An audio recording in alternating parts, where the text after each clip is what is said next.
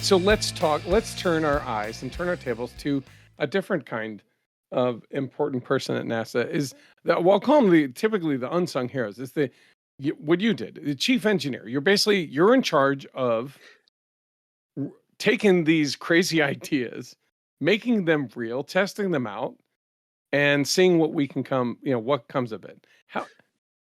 How did you get inspired in aviation? How do you? Okay, Tell us a so little bit. Tell us a little bit about who you are, and then how you got inspired. How about that? Because I just realized people don't know you. People don't know who you are. I do, because I've been watching your PrandltD work, and thereby learning more about you as I go. But what should our listener know about you, Al? not a normal childhood by a long shot. Um, my I'm a Japanese American. Okay, my mom is Japanese. Um, she was she married my dad in the late 1950s, and Dad was Coast Guard. He was an electronics technician, and Mm-hmm. they were doing Loran. And you stop and think about, again, tube amps, right? And they're using um, analog systems in order to determine the speed of light of these radio waves and the return. And Mm-hmm. that's the way you're navigating, because it's this that's how Loran works. Yeah.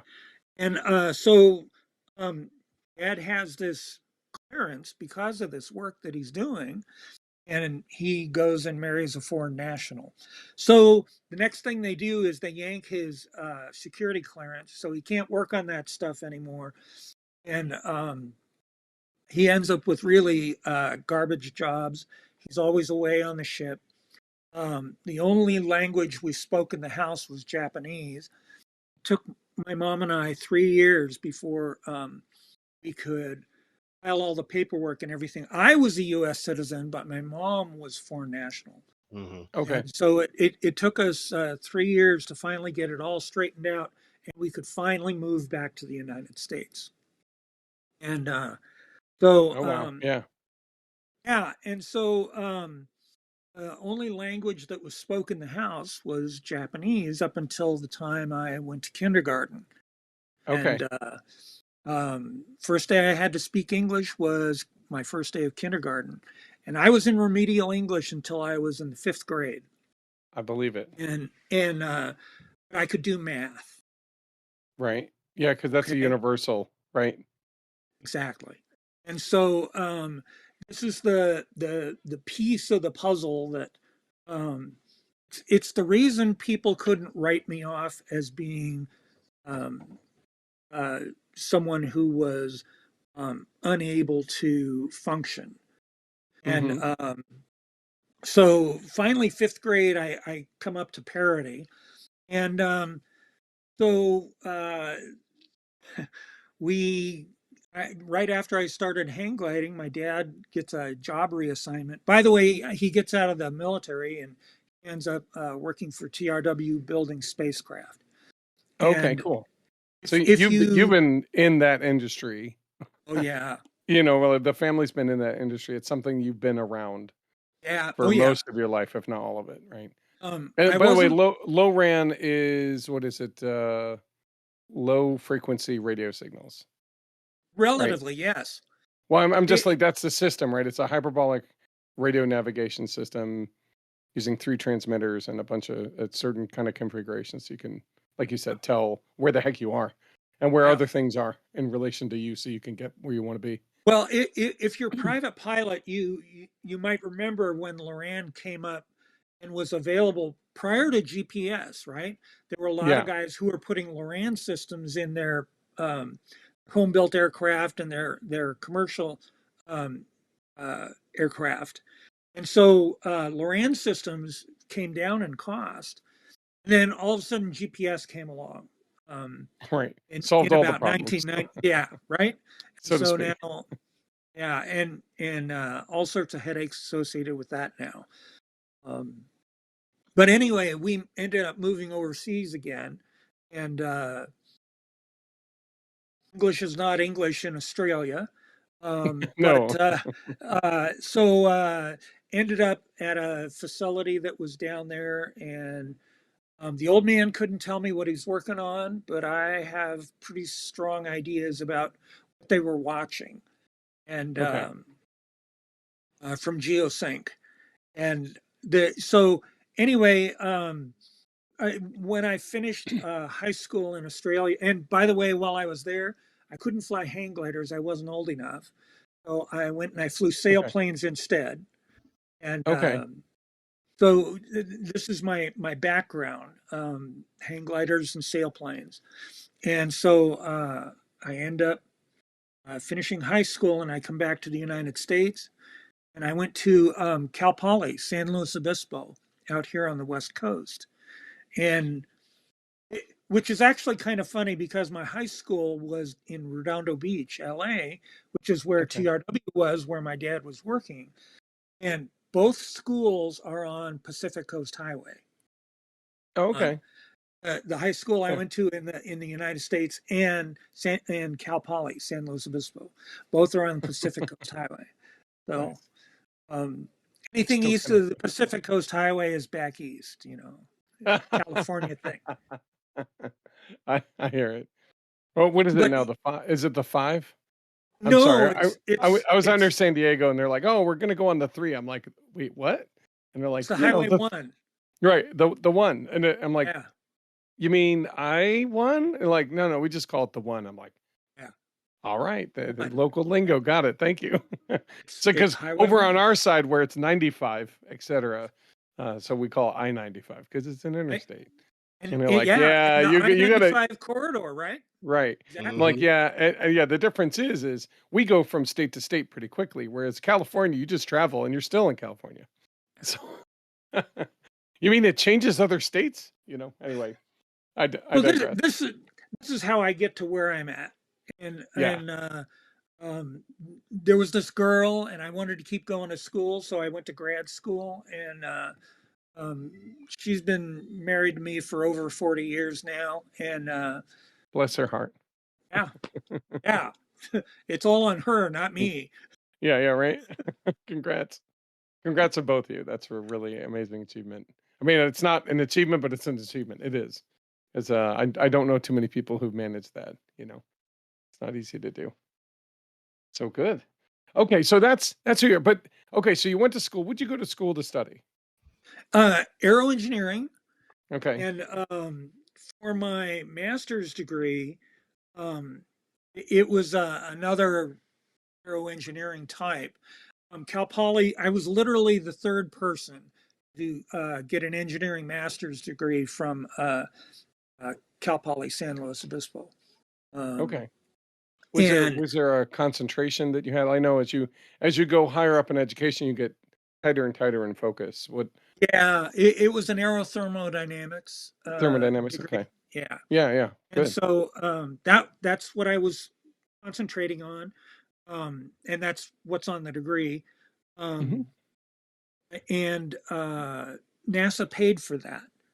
And so Awesome. as soon as I So finished that, so NASA had approached you and hired you beforehand and said, "Hey, finish your school, and when you're done, you're I, ours." And I'm making I'm this kind of grabbing motion, but kind of, but there was no guarantee of that. And okay. but when I September, September 2nd was my last final. September 10th, we got married. September 26th was my first day at NASA. Oh, wow. What a busy time, right? So exciting. That's Yeah. so cool. Had to have been Well, cool. terrifying too. Yeah, right. I don't know. Terrifying. The that many rapid fire things, exciting, but also, man, there's a lot of changes in life right now. Yeah, Right. Well, yeah. when you're young, you just don't, you Yeah, don't just even roll with realize it. that you don't know any better. Yeah, I Yeah, guess. you just sort of go with it. So when you got hired by NASA, right now, I think in general speaking, and it has been for most of my life, NASA is one of the top end organizations to be part of when it comes to engineering and aerospace and space, right? I don't know how was it, because in the 60s and 70s and 80s it was still the hotbed of, we'll call it invention, the hotbed of testing, right? And that's what I didn't realize at first. I thought NASA was just, they're the people who put things into space, right? Like that's my childhood. That's that's the only thing NASA is for, right? And then I'm like, no. I think then Red kind of explained to me, it's like, no, NASA. And then when you look at the NACA papers and things like that, like their job really is to test ideas that may have fruit in the aerospace industry, but it's not a sure thing. So Yes. somebody's gotta check it out and be willing to take the risk. And it's a public service in the sense that this helps move America forward, right? And anybody really, but America's the goal, right? Because this is in America. So the goal is learn what you can, and if it proves itself, then it gets adopted by the industries that are going to make money with it and help people do things. Like they're making money because going faster from place to place helps people do more business, right? Or et cetera, that kind of thing. Right. Right. Right. Being able to put things into space achieves a number of goals that are impossible otherwise. People pay big bucks for the thing that's impossible, and thereby it's a viable industry, which is why people pay big bucks. But to get there, to test that, somebody's got to foot that bill. Somebody has to go do that. Right. And And that was somebody our has to be job. saying it's worth doing that. And that's Yeah. the government at large, because the government's saying, hey, look, we want to be a better thing, and nobody can individually do that, but we have, it's worth it. Let's try it. So I've got you a guys picture I've got to do it. show you. I've got Okay. a picture I got to show you. And this was one of my first big projects. Can I get the screen here for a sec? All right. Let's do small. And I will do this. Okay. And so this was an experiment that we did. And I don't the know person that who, we're getting you, Al. you're not getting it? I can see it. You I don't can? know. Yeah, and his head is in the corner. That's really awesome, actually.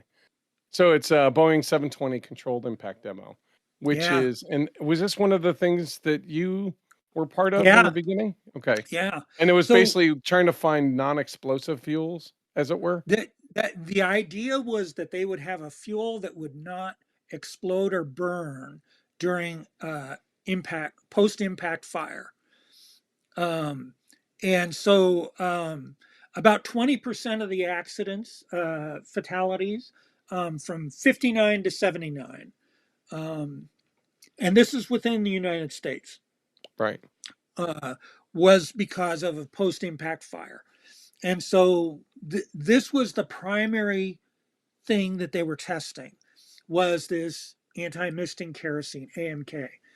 But the thing that there was a lot of pressure just to go fly the thing um, and just get the pictures. That was all they wanted. Oh, geez. But Right. But but we where's the value in the pictures, right? Other than to sell.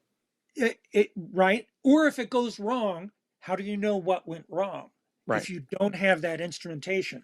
So Right. we fully instrumented everything, and we got in more trouble with Washington D.C. over that. Of course. But we were the first ones to use crash test dummies that were not 85th percentile males. You'll notice there in the picture that there's a kid strapped in. Yep. And we were the first ones to have small kids, crash test dummies for small kids. And Right. we also did 15th percentile females. And so those crash test dummies also got put in. One of the things we discovered, and this was the test, the seats would survive the crash, but the people strapped to those seats would not, Okay. because So the they seat were would. trained. Yes, the seats were too strong. They were transmitting the loads to the people. And Oh, so no since that absorption. time, Yeah. yeah, exactly. So now the seats are meant to, if you look at them carefully, there's actually the tubes are bent in an S shape so that Yeah. they fail gracefully and don't transmit the large loads to people. Right. So the seats will break. And so if you're ever in a bad accident, I hope anybody who hears this Let's hope that never never happens, right? never happens, exactly, right? But you will find that you have impacted and the seat is broken and you can get up and get out of the airplane. And that's because of this test. That's so awesome. And And it's the data, it's the putting the stuff in so you know what's causing the success and the failure. right. That's almost more valuable than the test. It's obviously doing the test is still hopeful, but And, really being able to determine what direction to do the next test in is right. probably where you're really saving the money and truly gaining, honest knowledge. As who the two guys who did the aerodynamics for the approach to the ground because of the ground effect Mm-hmm. and the pitching that would occur to the aircraft prior to the contact with the ground. Mm-hmm. Um, there was me and one other young guy, and so you had a 23-year-old guy and a 24-year-old guy that were doing this. So was this a remotely operated vehicle then? I'm Yes, it was assuming. a big Okay. model airplane. All right. Just so we're all aware, this is still topical thing. Right. Okay, In so case you're like, what the now, deal?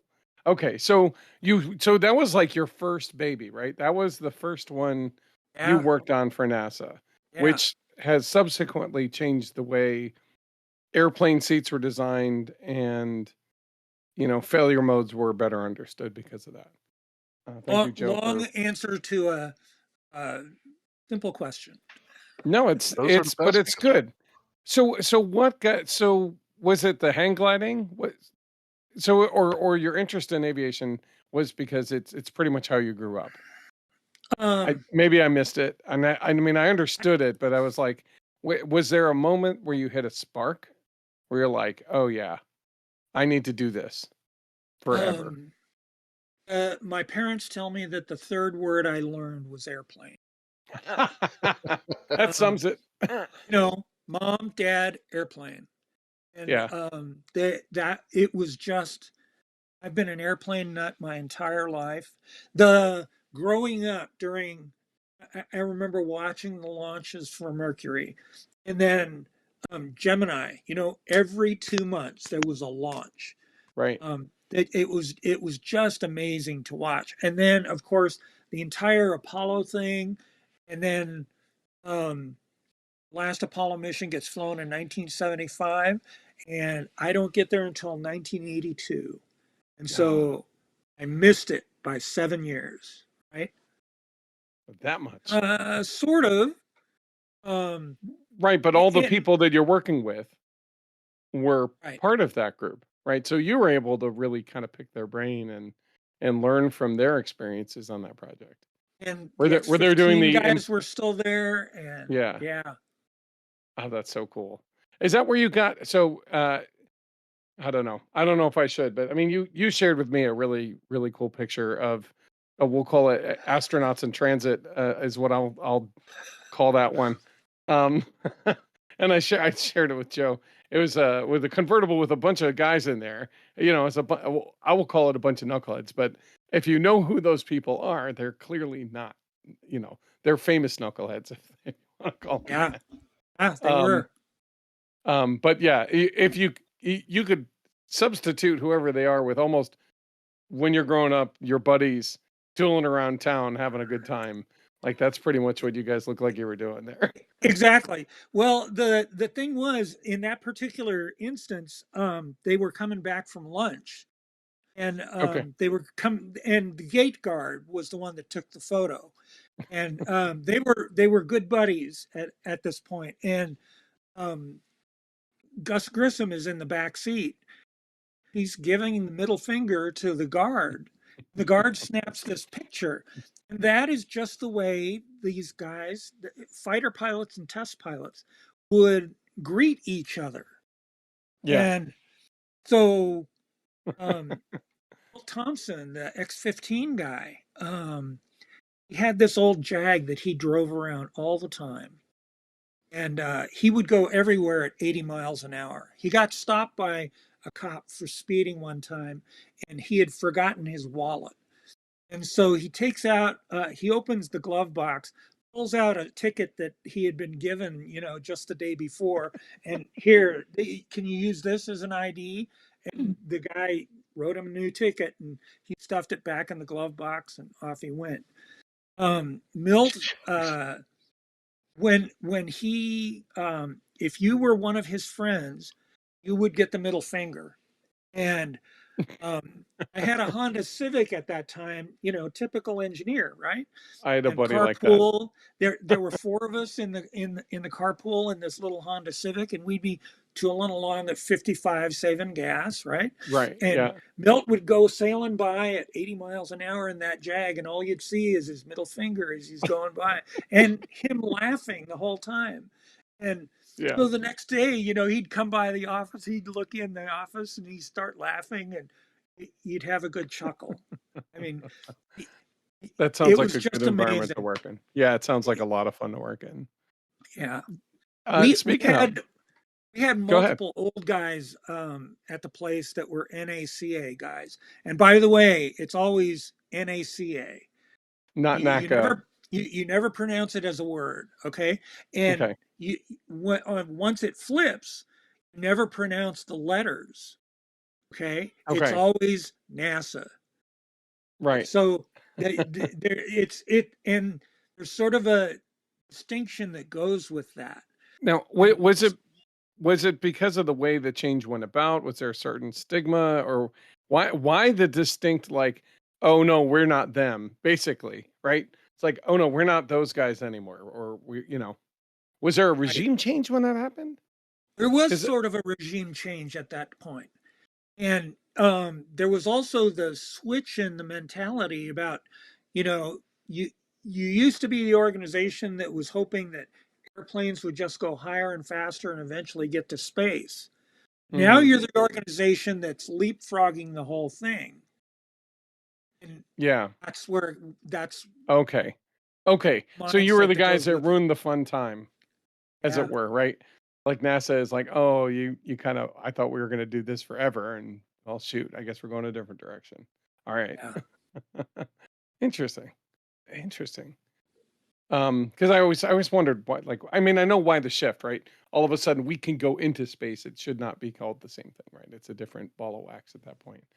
Um, so there's a number of questions that we have, and I haven't looked through all of them, but I read through a handful of them, and some of them have a similar gist.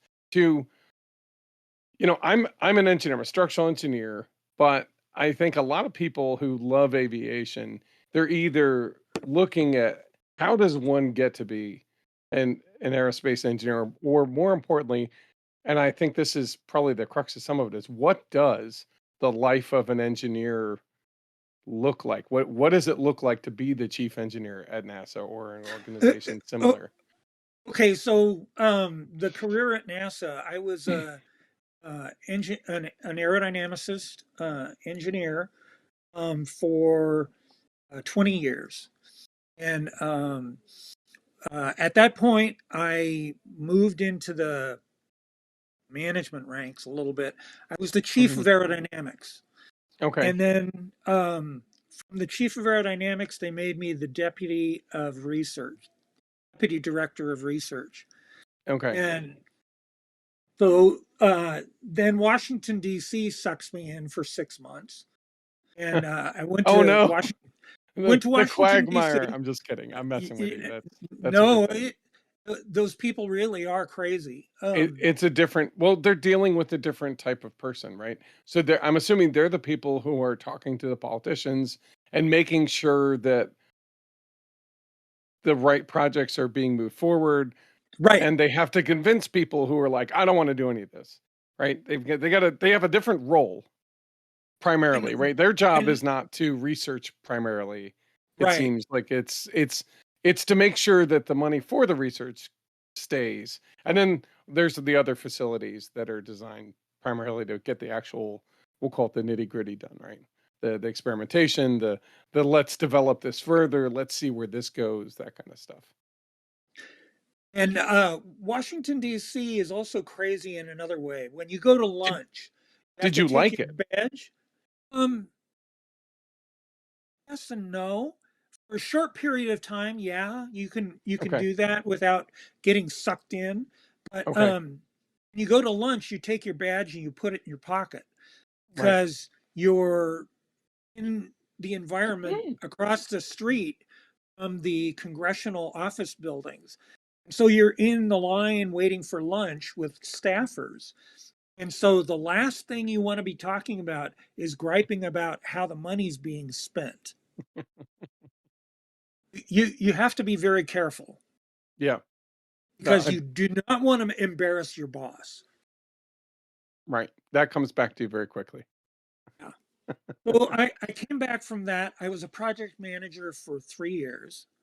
And then I went back to the research side and I started working on this particular problem most of my time, the whole Prandtl thing. And Okay. from that point, I, I was not the chief engineer at our place. They it was they asked me. I told them I couldn't do it. And then the director is telling you you have to take the job. It's like, ugh. So they made me the chief scientist. Okay. So at that point, does that mean you're focusing on research primarily and less about the testing of Um, the idea? Do you know what I mean? They're right. Like science is about taking the concept and running through and doing the test, right? And and and engineering is about like, well, we have this thing. We need to develop a model to further test it or to see more details on it, right? We want to iterate now. So let's do something that we can do more than just one test. Is that correct? it is, but there's also the piece where with the science side, you're trying to look at the experiment and what are you comparing the experiment to? Do you have Okay. analysis that you're trying to match that up with? And I mean, that's what we were trying to do was to Right. prove Yeah. beyond to prove that you were actually getting what you thought you got when you did the math. Okay. Right. You're saying, hey, we looked through the numbers, we did all the things, and it says this should happen. So let's test it and be sure Right. that it does happen, or be sure that what we're doing is actually yielding the thing we thought. Or if it's something different, like, well, let's look at why. Right. Um, Because there's this really old, it's okay to be different than what you incredibly thought, right? obscure paper that nobody looks at, nobody is paying attention to, and if you read what it says, if you believe what it says, we should all be doing that. Yeah, I think what you're talking about. And I have one question before we go that direction. Okay, Right? I'm assuming you're talking about what led to the Prandtl Wing project to begin with, right? You right. started becoming chief scientist, and with that, somebody said, "Hey, see what the deal," or you, and that's what I want to get into is how did that come about? Because that's one of the listener questions. Um, but before you do, you worked on a number of other projects. You talked about the one with the Well, um, non-explosive fuels, which led to a completely different discovery, right? that's right. Wait, but also still a very positive experience. You had a number of other like the oblique ring. You had I don't even like some of these things are foreign. I didn't get a chance to look them all up, but give me like maybe the top three projects of the ones that obviously you have the Prandtl wing. You have that. What are some of the others that you were? We put thrust vectoring on an F-18. And the way we did it is the crude way that no one would actually produce. We put three vanes around each of the nozzles on an F-18, and we built a new flight control computer. You should never, the old rule was you should never do propulsion and airframe development at the same time. The Okay. new thing that we've come up with this thing that it absolutely weighs nothing, but you can expend huge amounts of money trying to get it to where it will function. That's called software. Oh yeah. And so this is so we built a special flight control computer. We could flip from the standard F-18 control laws to this, we called it the research control laws that you were flying. And most of Okay. it was associated with this thrust vectoring. We also, I was one of the people that promoted this. We were trying to do this to get aerodynamic data. I realized that this was the test bed for all these neural, fuzzy logic, dynamic inversion, all these different kind of control laws that were coming up, advanced control theory that had never been flown. Who do you end up, how do you end up doing that? And the big issue was, how effective are these vanes on the back end of this airplane in order to get the forces and moments out of it? And I thought, oh, this will be easy. I'll just look up what other people have done before, Sure. and I'll just turn this into a model. And Should be simple. yeah, I'm 27 years old, and I am the single Yep. point failure for Um, $500 million. Oh, Okay. yeah. Yeah. A little bit of And stress.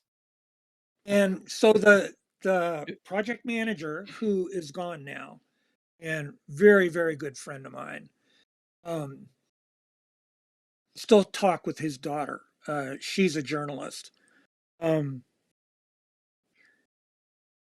He says, I need it in 6 months. And I'm going, oh man, it's something nobody had ever done before.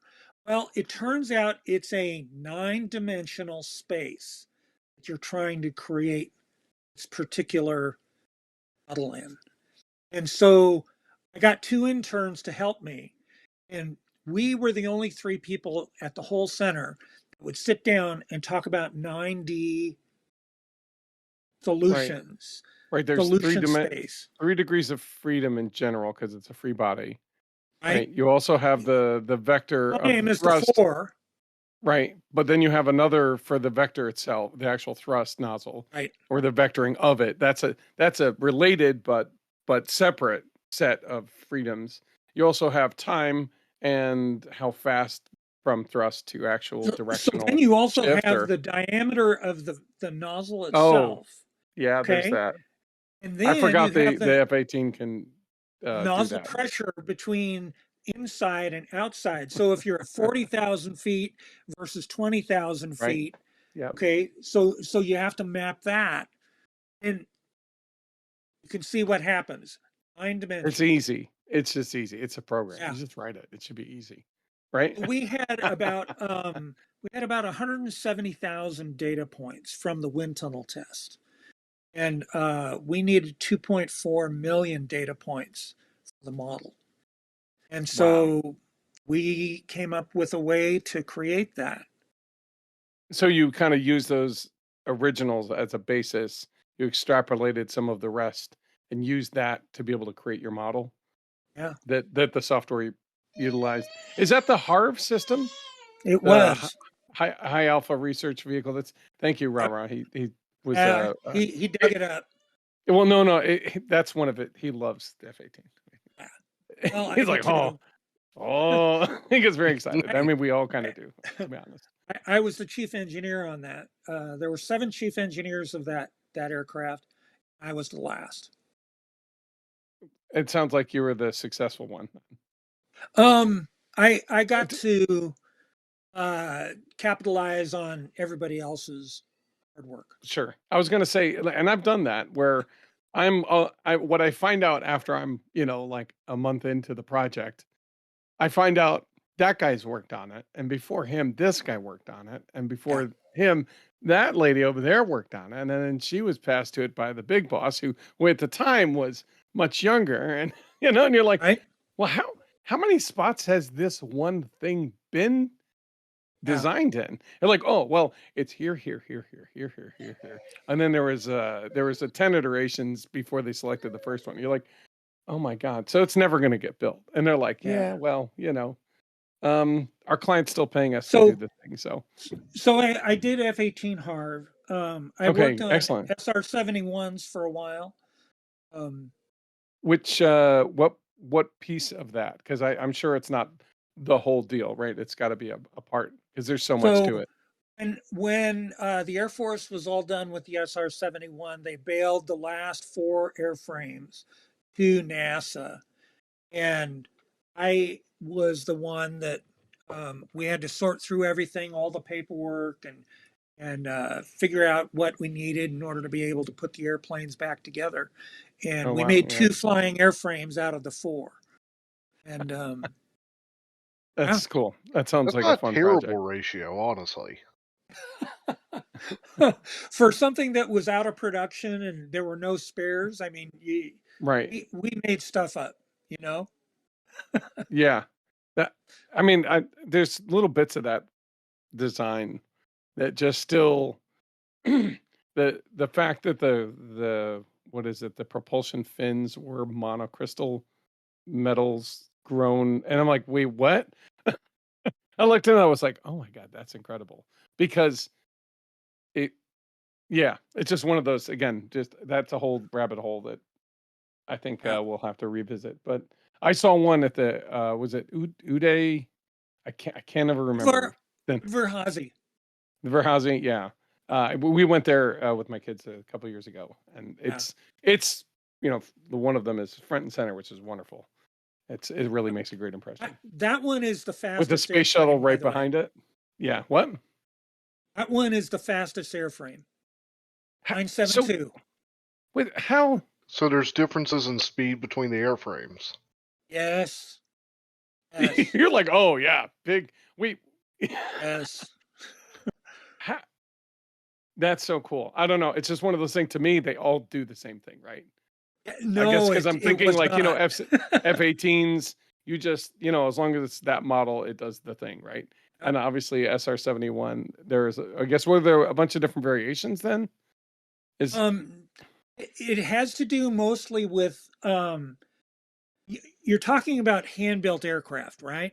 And so more or less eh, inevitably there will be one that ends up with the straightest airframe that okay. has the most honest handling, and because of all that, pilots trust it the most. And Okay, so so they're willing to push it harder. Yeah. which airplane can you push that hard? Okay. Yeah, and not worried that it's going to come to pieces on you. Yeah. Because at those speeds, Um, that's what happens, right? That's the part of third what I love project about the. that I Yeah, go got ahead. to was a really cool one. Was we had some guys who wanted to tow a Delta Wing airplane up. I mean, literally tow like a glider when you would tow launch it. And so we needed a tow plane. We used a C-141, and they had a special instrumented pallet that they bolted to the floor. And they would throw a parachute out the back and deploy the parachute. And they would check the loads on the parachute. Then they would cut the parachute free, and they would get all the data from this pallet that they had Palette. bolted down. Well, we put a 1,000-foot tow rope on it. We put a B-52 parachute release mechanism backwards on the nose of a F-106. So we towed an F-106 like a sailplane. And Forger was our pilot for this. And flew 6 flights that way. And we were the first ones to get aerotow data and Okay. all the dynamics and everything associated with that. It's a Delta Dart. Yeah, I was Okay. looking up a picture of it now. Yeah, we're looking. We're like, oh, what's an F-106? Interesting. Yeah. All-weather interceptor aircraft. Transonically, that thing runs away from an F-18. It's amazing. Okay. Interesting. So was the purpose of the towing was the point of that like it takes a lot of fuel to get into the air for this aircraft to get up into the air and up to speed like a we'll call it halfway decent speed, let's say 100 or 200 miles an hour, let's say, and then you release and off it goes. If you can get it from there to the 200-mile-an-hour part from the ground in there, you're saving so much fuel, it extends the range incredibly. It's worth doing. Or was it We something else you were testing? no, it's a space launch idea. Oh, Tow okay. plane is the first stage. Okay. So you have this delta wing space shuttle type looking vehicle that you would launch off the back of this tow from 40,000 feet. You would go to Mach Okay. 8, go to 100 miles altitude, put the satellite out with a kick motor on it, and the satellite goes into low Earth orbit. You re-enter and land, and then you put another satellite in the thing, and you just go do this one after the other. Right. How cool of a job would that be to have, though? Right. How cool of a job was that, Al? It was pretty cool. That's awesome. Mm. So did that change how people or was that like a concept idea of like this might be a viable way to send low Earth or low Earth satellites up for pennies on the dollar compared to, stick it in a bundle with a bunch of them to the top of, a rocket and just, send it. Right. But I mean, step back and think about this. What we had not counted on was that thermal protection system materials would improve so rapidly that they could make a much smaller space shuttle type device that could be Hmm. launched internally to the shroud on an expendable, and Right. XX-37, Right. which Yeah. the Air Force is using to do all sorts of things with already. Right.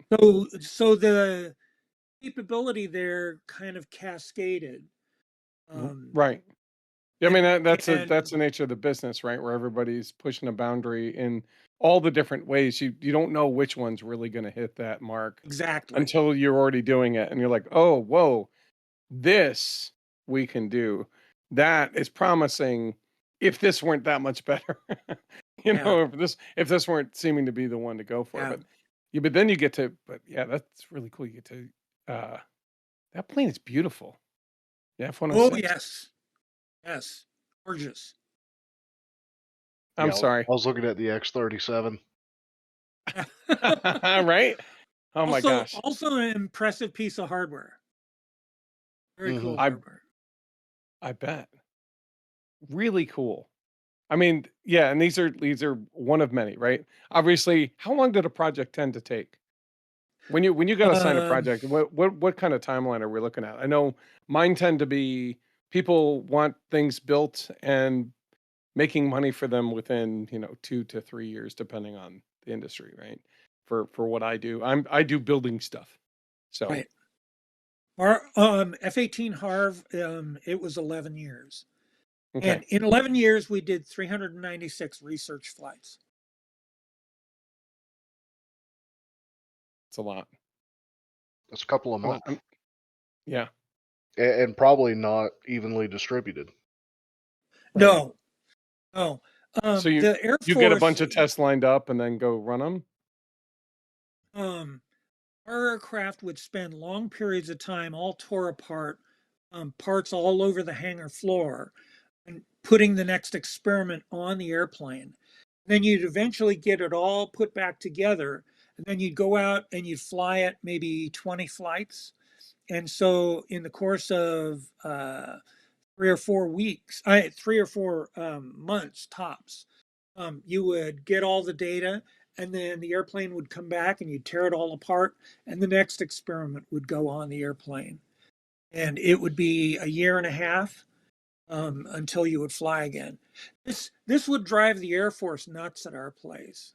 Um, they always viewed us as being the science experiments run amok. Um, And because they want to get flight rate, they want to know how long, what's the fatigue life on this thing. They want to know uh, what's the turn rate on being able to turn the thing on for operational sorties. Those are the kinds of things that they want to know. And You're like, we're tearing the airplane apart. That's not what we the do. point. Yeah, that's not the point, guys. We need to Exactly. reconfigure this and give another set of tests. I don't care how fast it can turn. I don't care how it does all these Exactly. other things. What You I take care our about, data and go do your own tests. yeah, if you want that, you go do it. Oh, we're trying to figure these other, seems like larger questions. Really cool. Okay,